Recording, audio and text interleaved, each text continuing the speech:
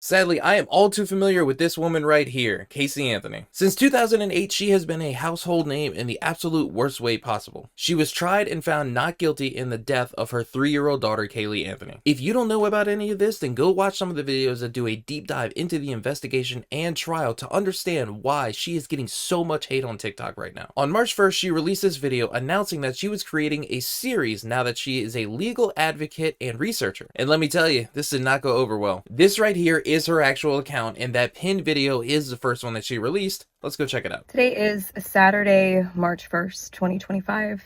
This is my first of probably many recordings on a series that I'm starting. I am a legal advocate. I am a researcher. I've been in the legal field since 2011. Did you seriously just say that you've been in the legal field since 2011? What was in 2011, Casey? Let's go take a look. Oh, that's right. It's the trial for unaliving your daughter. You literally just made it sound like you've actually been in the legal field, in the trenches, in courtrooms, handling cases, and school for some reason, like you're an actual lawyer. Like, are you kidding me? Give me a break. It's like Bill Cosby saying he was a bartender. And in this capacity, I feel that it's necessary, if I'm going to continue to operate appropriately as a legal advocate, that I start to advocate for myself and also advocate for my daughter. For those of you who don't know, my name is Casey Anthony. My daughter is Caylee Anthony. My parents are George and Cindy Anthony. This is not about them. This is not in response to anything that they have said or done.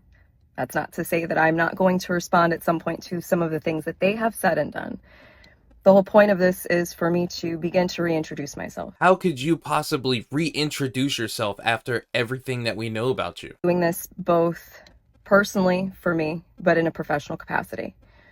Moving forward, the majority of what you will see will be me speaking in a professional capacity. My goal is to continue to help give a voice to people, to give people tools and resources that they can utilize so they actually know where they can turn to. So with that, please join me on Substack. If you have questions, I will set up an email address where we can correspond directly. Up until this point, that has never happened. And it's only going to be on a limited basis regarding legal issues, legal matters. Okay, so let's go check out this Substack thing because she's plugging it like an OF account. This is her Substack. If you don't know what it is, basically it is a Patreon for writers. The real Casey Anthony. It has been more than 16 years since my name became a household one. Everyone seems to have an opinion about me and about my life. I'm an advocate, a researcher. These are my words. This is my real life. And she already has 3,500 subscribers. So she's trying to become a legal advocate. Well, what exactly is that? Well, she wants someone to take her case to her, and then she can look over the case and say, hey, I can point you in the direction of this person that can help you. I can point you in the direction of these resources. I can say, hey, you need to watch out because you have these rights. You need to make sure that these things aren't infringed. Like, you have all of these options, and that's what a legal advocate does. They're supposed to be in your corner, ensuring that your rights are upheld and advocating for your interests. Now, what she cannot do is actually give out legal advice because technically it is illegal for someone who does not have a license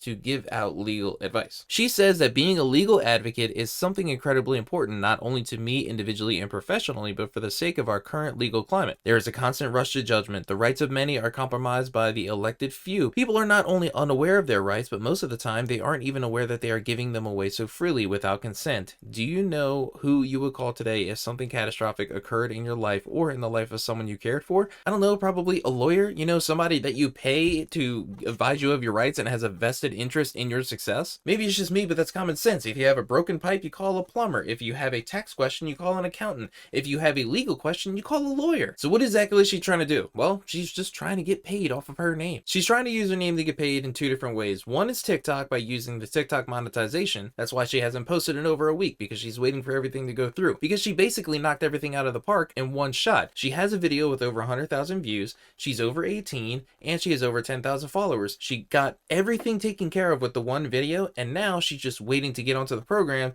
so that the next video she posts is bam, immediately monetized. She's getting paid $1 per 1,000. Her first video got 5 million. Boom, she's at 5 grand with one video. The next video, she's just gonna keep pumping them out until the well runs dry. The second way she's trying to get paid is Substack. In order to see the pricing, click subscribe, brings you to this page. Choose a subscription plan, monthly $10, annual $100. Who in their right mind is paying Casey Anthony $100 a year for legal advice that she's not legally allowed to give out. You can actually gift Casey Anthony to someone. That is cruel. Do not worry, I am unsubscribing. I just needed all of that information for the video. The other video that she posted on her TikTok was basically a screenshot of her Substack where she restacked, apparently it's like a retweet, Carl Dunn saying that the internet is making us hate people we don't even know. Casey, I don't know if you know this, but the world knew who you were back in 2008 and 2011. It was everywhere. We know exactly who you are. We know who we're dealing with. I still understand this. I have spent the last decade and a half working in that capacity, and now more than ever, people deserve to know what resources they can turn to and to be reminded that they still have rights. I'm sorry, but we have the internet. We have Google. If we wonder anything about our rights, we just Google it and we get the information directly from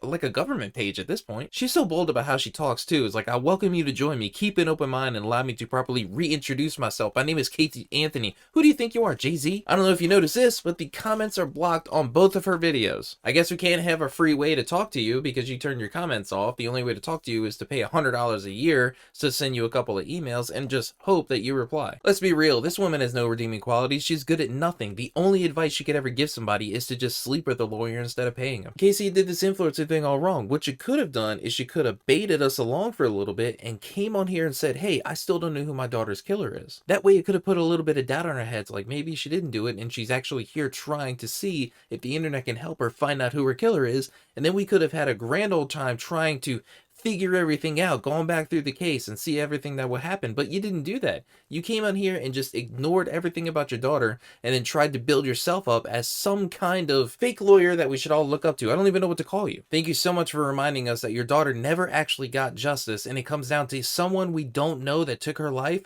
or you took her life because you just wanted to go out and party with your friends because you were a dumb 22-year-old. If by some chance you actually do watch this video, then I really have one question that has been eating me alive for a very long time. Why did you put a heart sticker on the tape that was around Caylee's mouth? That is just too personal to overlook. Really makes you wonder what you're fighting for, because it seems like you got the best thing ever, which was a second chance you didn't deserve, and you're out here trying to prove to us that you are here to help everyone else.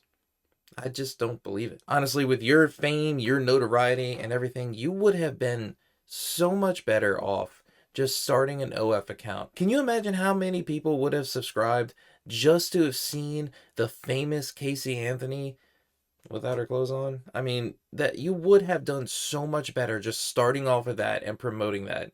You know, it's not the best thing in the world, but I don't think anything in your life is really that good. Wasn't there an article about you getting with a married guy and then at 90 minutes after his wife left the house, you entered the house? Like, you have no shame and you don't care about anybody but yourself. Don't subscribe to her Substack. Don't follow her on TikTok. Don't engage with her on any platform, period. She does not need to be propped up by anyone. We're at the end. My blood is boiling.